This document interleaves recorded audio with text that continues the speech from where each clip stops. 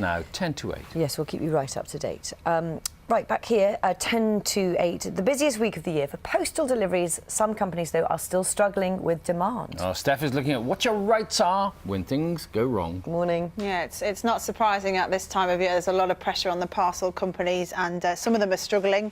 Morning, everyone. Yes, so far this year, internet sales are up by more than a fifth. That's according to the Association of Online Retail. So not surprisingly, this has meant more work for parcel delivery companies, but it hasn't all gone smoothly. According to Citizens Advice, the number of people who have contacted them for help about delivery problems in October and November is up nearly a third on the same time last year, and that of course is before the problems of the past 2 weeks, which has left some companies unable to meet their delivery commitments. Well, we've got lots of tweets and messages about this as well, but let's speak to personal finance specialist Yvonne Goodwin. Good morning to you, Morning, Yvonne. Steph. Lots of people telling us about their problems. For example, Kevin saying he's had a parcel left in the garden. Others saying it's been left on the doorstep, it's rained, it's been something like a laptop or a book or whatever. Yes. What can you do when that happens? OK. Well, first of all, contact your retailer. Don't contact the delivery company, contact the retailer, because you have got a lot of rights in this. The consumer has got an awful lot of rights. You can send it back within 14 days for whatever reason you wish.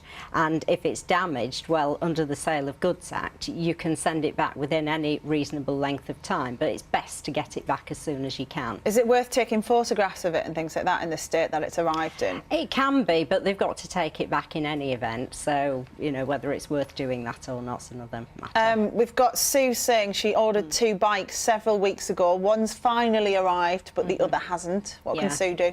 Again, contact the retailer, find out where it is, why it hasn't arrived, and they will arrange for delivery or they will give you a refund.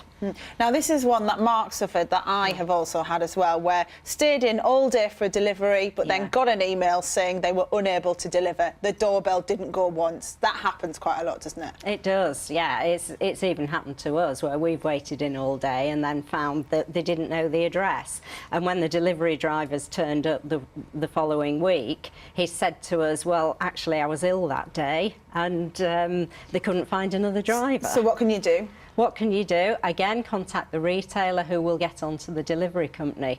Because remember, I think many of the problems at the moment are due to the fact that the retailers have been pushing their online services.